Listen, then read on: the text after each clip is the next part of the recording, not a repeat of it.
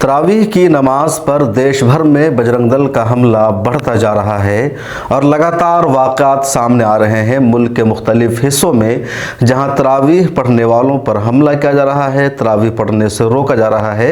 इस सिलसिले में कुछ अहम वाक़ात का इस रिपोर्ट में हम जिक्र करने जा रहे हैं।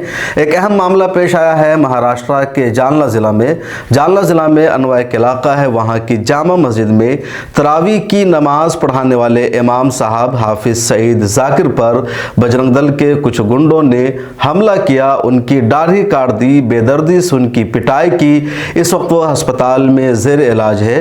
पूरी तफसील उसकी यह है कि जालना के अनवा गांव में एक जामा मस्जिद है और जामा मस्जिद की तामीर का काम इन दिनों जारी है, यानी दोबारा उस मस्जिद की बड़े पैमाने पर तामीर हो रही है और उस मस्जिद के पास एक मदरसा है बाज़ाब्ता। उस मदरसा में तरावीह की नमाज होती है और तरावीह की नमाज पढ़ाते हैं हाफिज़ सईद जाकिर।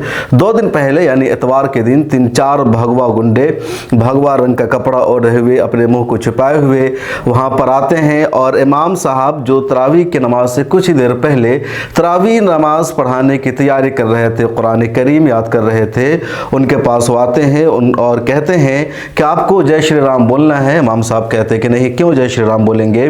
उसके बाद ये लोग उनको पकड़ के और किनारे ले जाते हैं और उनकी पिटाई करते हैं, लाठी डंडा उन पर बरसाते हैं, उनकी दाढ़ी को काट देते हैं और फिर उनको बीच रोड पर ये लोग छोड़कर भाग जाते हैं।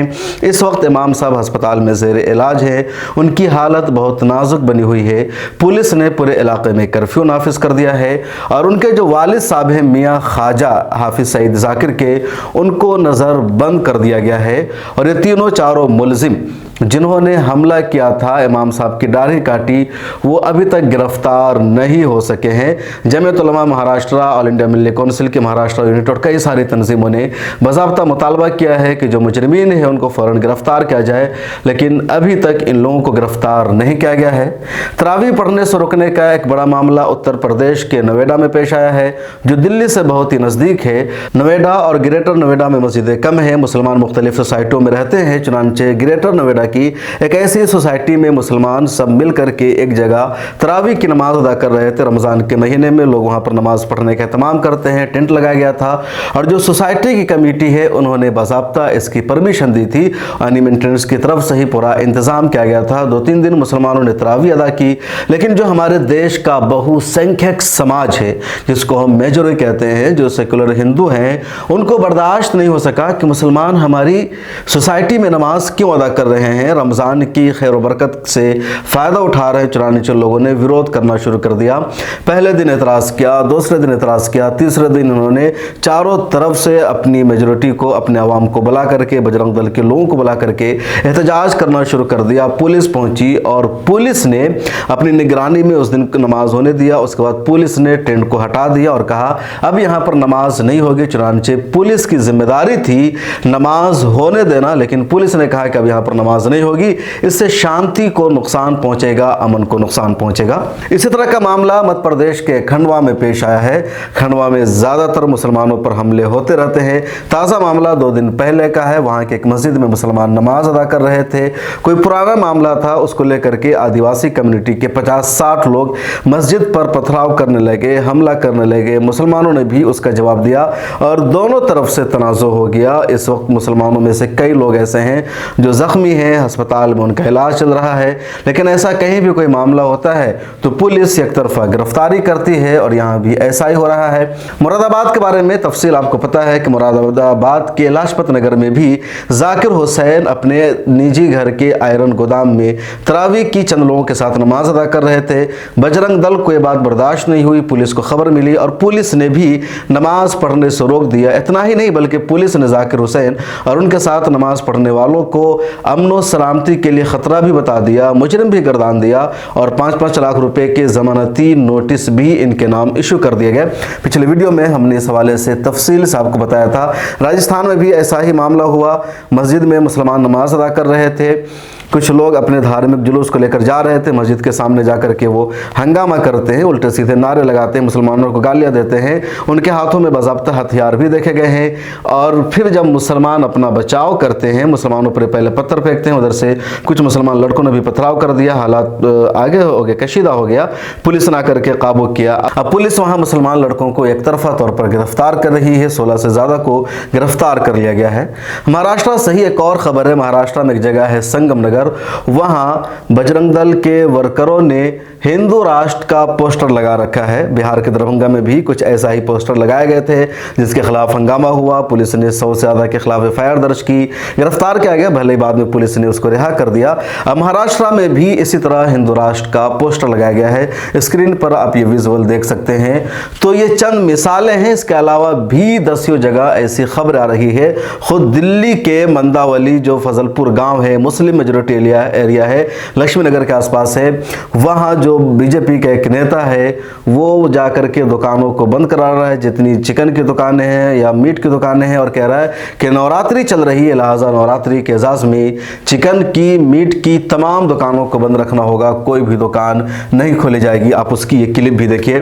और अभी नवरात्र का समय है, दुकानों को आदेश कर रखे कि नवरात्रों में दुकानें बंद रखें। तो मीट वालों को दुकान आदेश है कि मीट की दुकान बंद रखें नवरात्रों में। हाँ जी, बंद ही है, वो हमने सामान निकाला, बंद कर दो। नवरात्रों में दुकान, नवरात्रों में दुकान नहीं खुलेगी, वो नहीं खुला है ना? हमने वो सामान निकाले। हाँ, तो कोई नहीं शटर गिरा बंद कर दो। नवरात्रों में कोई भी मीट शॉप नवरात्रों में इस वाइट में नहीं खुलेगी, ठीक है? इसे बंद करो, शटर नीचे करो उसका, और वो कहते ना बिल्कुल नवरात्रों नहीं खोलना। हाँ, बिल्कुल नहीं खुलेगी। और फिर 360 दिन चल लो, हम कोई दिक्कत नहीं, और अभी नहीं चलेगा नवरात्रों में।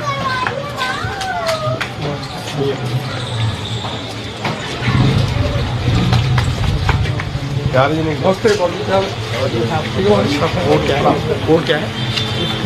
1 से 6 हो गया तो पहले है। हाँ हो पहले खुलाई तो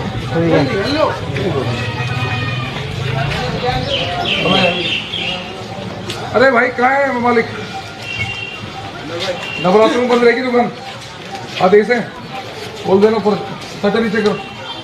नवरात्रों में बिल्कुल नहीं खोलोगे दुकान, ठीक है? सील लग जाएगी बेटा, क्या फायदा? हाँ, नवरात्रों में बिल्कुल नहीं खोलो, नवरात्रों में खोलो आप आराम से, कोई तुमसे दिक्कत नहीं है हमारी, पर नवरात्रों में नहीं खुलेगी, ठीक है जी?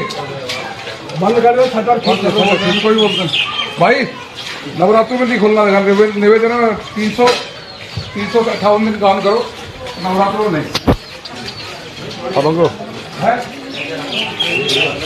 नहीं नवरात्रों नहीं खोलोगे, ऑर्डर कुछ नहीं कहते, नवरात्रों में नहीं खोलेगी, आप दो नहीं खोलो, आप नहीं खोलोगी। अगर कॉपरेट करोगे ठीक है, नहीं तो फिर मैं क्या रखूँगा आपको।